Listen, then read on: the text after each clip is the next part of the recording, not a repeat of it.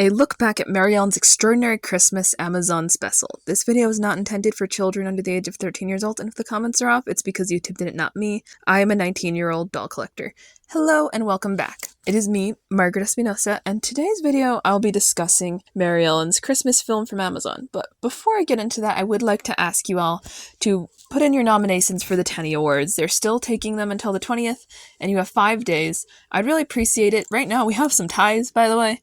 They need to be broken on a few categories. I'm not going to say where, but just more people getting in nominations should break them pretty easy.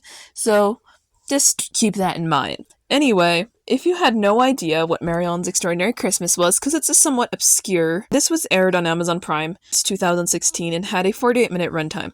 As of today, is not available in an official capacity, and this is being recorded in mid-December. This was removed due to Amazon likely losing a contract, and it was removed alongside 3 other specials last year in July. The movie itself is loosely based on her first book, Maryellen the One and Only, but there are a few minor differences, and it only focuses on a very narrow area of the plot of that book, which is the holiday. For the plot, Maryellen Larkin lives with her big family in Daytona Beach, Florida. Longing to stand out amongst her siblings and relatives, even if it meant getting herself into certain trouble, like making mischief at a store and wearing boys' pants she took from the boys' department, or painting their house door red. And then one day, a family friend named Benji arrives, polio-stricken. Benji is unable to walk properly due to his condition and wears leg braces. Maryellen understands because she had been a polio patient herself, and with one of her legs being slightly withered,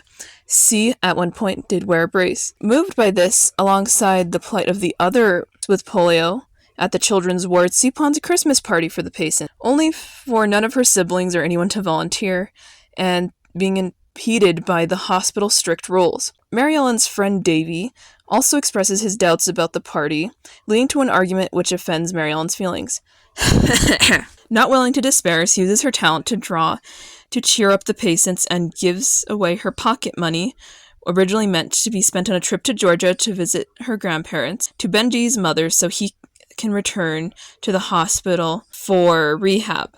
Davy reconciles with Maryellen and surprises her by making picture frames for all the drawings to be sewn at the hospital.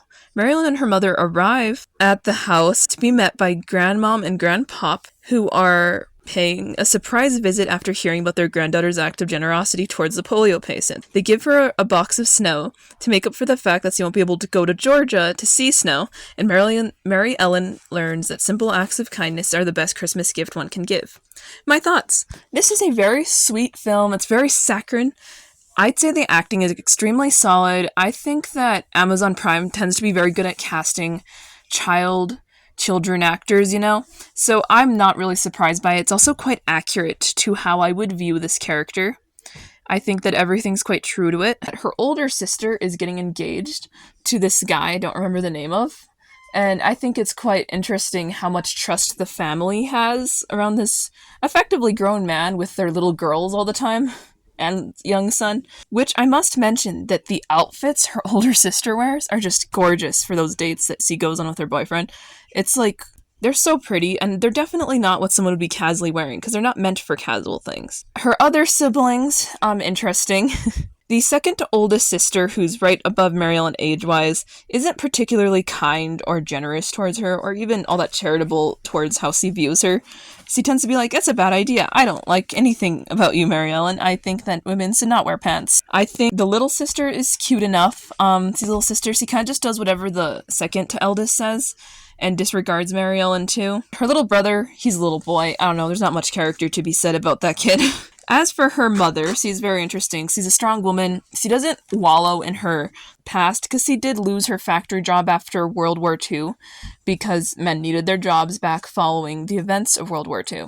But she doesn't really let it hold her back. She's not like, oh man, I'm forever going to be angry and upset that I don't have that opportunity anymore. She moves forward, and everything she does with the intent of being as good as she can. I mean, building airplanes was awesome, and she acknowledges that. and C really felt like it was important to be a part of that effort. Her dad is a fairly competent, rational individual. He's a teacher. He really wants all of his kids to go to college, including his daughters, which isn't super usual for the 50s, but it is a sign of the changing landscape towards women in higher education at the time, especially more vaguely STEM-related things, which are touched on in her other short film. So I find him fascinating. He doesn't have half as much screen time. He's at work most of the time, so it's not super surprising. Her grandparents are just sweet. I'm surprised they weren't offended that she didn't want to go after making a big stink about asking him and all that, but see, they were actually quite impressed and enjoyed spending a warm winter. And let's face it, with her grandfather's aforementioned injury, he's probably better off in a warmer place for winter. It might help him heal, like Florida.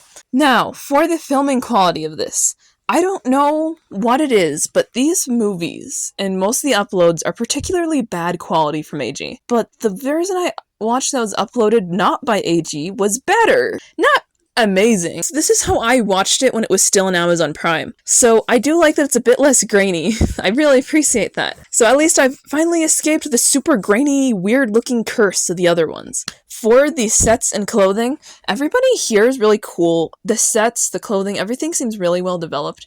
I'm particularly fond of the items they modeled directly off of Maryellen's doll collection. So I feel like there's an A+ for effort on what they did. Like her old pajamas are there that are retired now. I also love the pink ones too, but those old pajamas are nostalgic to me. And some of her other ones, like the poodle skirt, I don't even think she even had her holiday dress out when this was being made, because it's not referenced, and it totally would have been referenced with all the Christmas stuff going around. On another area, I feel like it does tackle some more serious concepts through it, but it doesn't let it drag down the sort of Christmassy vibe it has. At some points you kind of forget it's a little Christmassy, but then you remember a few seconds later, so it's a whole thing. The way they acknowledge polio seems like it's fairly well researched and fairly respectful. It is awesome that we have ways to prevent people from suffering in the ways that all these children did of polio back in the day. It's really terrible when a disease specifically targets children, and I'm happy that we can prevent this now with modern medicine. So 3 cheers for the polio vaccine, I suppose. I also quite like the fact that her as a character doesn't really forget she had polio. Like, there was a whole thing for her, and she feels bad that a lot of these kids are gonna have to spend Christmas in the hospital, so she wants them to feel better by giving them something, which is very sweet. And drawings and handmade frames are that were made with their specific interests in mind is one of the sweetest things. They don't really touch on her STEM stuff. I know Maryellen is probably, I guess in the timeline, the original STEM girl as far as timeline and the AG canon goes, but I think that's okay for this, because her other one has a far stronger emphasis on STEM. If you ever want to watch Maryellen the Brightest Star, I also have that linked below. I think that I've talked about most of what I would like to talk about, and if you enjoyed this video, consider commenting, and subscribing. I'll be posting more throughout post-December, as one does.